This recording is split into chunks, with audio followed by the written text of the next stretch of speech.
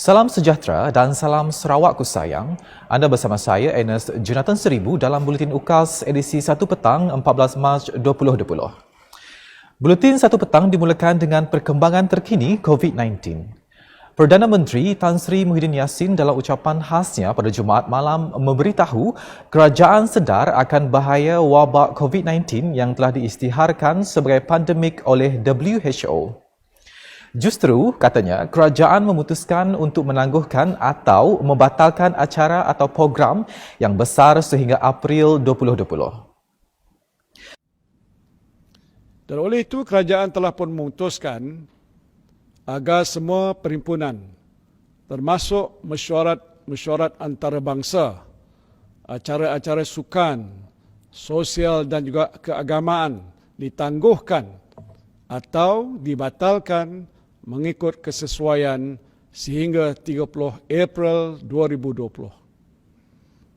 Keputusan ini akan diteliti semula sekiranya situasi COVID-19 bertambah baik. Muhyiddin menambah, kerajaan akan terus melaksanakan pakej rancangan ekonomi dan akan dipantau pelaksanaannya. Saya sedar bahawa langkah-langkah segera perlu dilaksanakan oleh kerajaan untuk mengurangkan kesan wabak ini kepada ekonomi negara, khususnya kepada rakyat. Dan untuk itu, kerajaan akan memastikan pakej rancangan ekonomi yang telah pun diumumkan akan dipantau pelaksanaannya supaya kesannya akan dapat dirasai oleh anda semua dengan seberapa segera. Sementara itu, sekatan perjalanan ke atas 3 wilayah di China, Jepun, Itali, Iran dan Korea juga berkuat kuasa serta-merta. Kerajaan sedar bahawa antara langkah-langkah yang perlu diambil untuk mengekang penularan COVID-19 ini ialah sekatan perjalanan. Kerajaan kita akan meneruskan sekatan perjalanan untuk 3 wilayah di China, iaitu Hubei, Jiangsu dan Zhejiang, Hokkaido Jepun, Itali, Iran dan Republik Korea.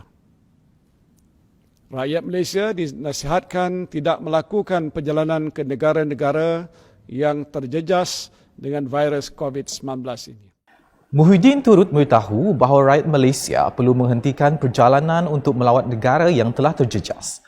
Tambah beliau, kapal pesiaran yang dibenarkan berlabuh adalah hanya untuk menambah bekalan sahaja dan hanya kru Malaysia dibenarkan turun. Dalam pada itu, sekatan kemasukan ke semua pintu masuk antarabangsa akan diteruskan dan diperketatkan, terutamanya negara yang terjejas oleh COVID-19.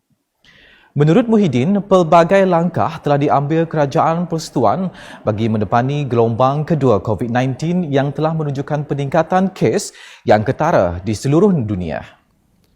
Sebagai persediaan untuk menghadapi situasi yang lebih serius, kerajaan akan terus mempertingkatkan pelaksanaan saringan di pintu masuk antarabangsa, menjalankan sekatan perjalanan daripada negara yang terlibat dan menyediakan laluan khas untuk pelawat daripada negara-negara tersebut. Sementara itu, Kementerian Pelancongan Kesenian dan Kebudayaan Sarawak memutuskan semua acara besar yang melibatkan kehadiran lebih daripada 250 orang ditangguh, termasuklah Festival Muzik Hutan Hujan Sedunia 2020 ke suatu tarikh yang akan datang. Menteri Pelancongan Kesenian dan Kebudayaan Dato' Abdul Karim Ramlah Hamzah berkata, keputusan tersebut adalah berikutan garis panduan baharu yang dikeluarkan oleh Jawatan Kuasa Pengurusan Bencana Negeri JPBN berhubung ekoran 3 kes positif COVID-19 yang direkodkan di Kuching baru-baru ini. Beliau berkata demikian pada sidang media di Kuching pada Jumaat. Tambah Abdul Karim, beberapa acara yang akan diadakan bulan depan terpaksa ditunda sehingga situasi pulih serta arahan selanjutnya dikeluarkan. Masih mengenai COVID-19, langkah berjaga-jaga susulan COVID-19 diambil gereja-gereja Anglikan di Sarawak dan Brunei dengan tidak mengadakan kebaktian di gereja dari 15 Mac hingga 1 April 2020. Bishop Gereja Anglikan di Sarawak dan Brunei, Reverend Datuk Danal Jute menerusi satu kenyataan berkata, langkah sementara ini susulan pengumuman Kementerian Kesihatan dan akan diteruskan dengan nasihat lanjut daripada pihak berkuasa. Danal bagaimanapun meminta masyarakat terutama umat Kristian supaya tidak panik dan mendekati Tuhan menerusi doa bagi kuasa penyembuhan dan turut menggalakkan gereja-gereja Anglikan di negeri ini termasuk Brunei mengadakan siaran langsung upacara gereja mereka menerusi platform internet dengan kehadiran sejumlah kecil jemaah di gereja-gereja. Beralih ke perkembangan semasa di Marudi. Hospital Marudi menyediakan satu unit isolasi bagi tujuan saringan kesihatan COVID-19. Bilik nombor 37 telah dihaskan bagi tujuan tersebut. Menurut kenyataan daripada Hospital Marudi, hanya pintu pagar utama sahaja akan dibuka. Mulai 14 Mac 2020, semua pesakit dan pelawat hanya akan melalui pintu pagar utama. Pintu pagar hadapan bersebelahan bangunan hemodialisis akan dijadikan laluan bagi saringan PUI, Person Under Investigation, COVID-19 dan kontak rapat, close contact. Manakala pintu masuk pagar belakang, pagar tepi dan pagar bersebelahan bangunan hemodialisis akan ditutup. Tambah kenyataan media Hospital Marudi itu juga, golongan berisiko tinggi diminta untuk mengelakkan lawatan ke Hospital Marudi, manakala kanak-kanak di bawah 12 tahun adalah dilarang untuk menjadi pelawat.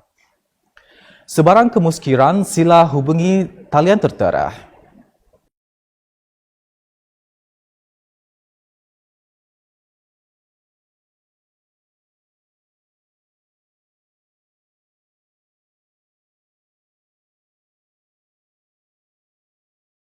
Sarawak Volunteer dalam entry Facebook hari ini memaklumkan program Carnival Today for Tomorrow yang dijadualkan pada 20 hingga 22 Mac 2020 di Seniawan Bau ditangguhkan ke suatu tarikh baharu yang akan diumumkan kemudian.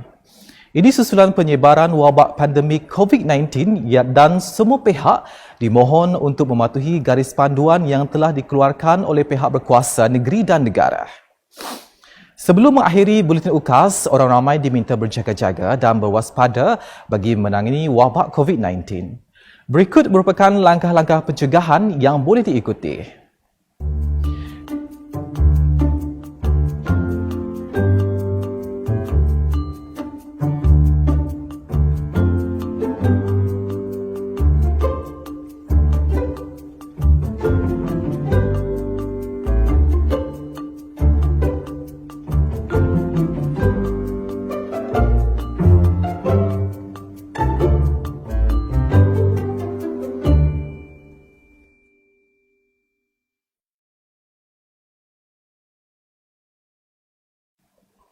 Sekian Buletin UKAS edisi 1 petang bersama saya, Ernest Jonathan Seribu dan kru penerbitan. Ikuti berita selanjutnya pada edisi 8 malam.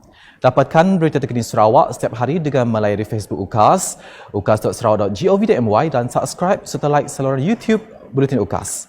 Salam UKAS.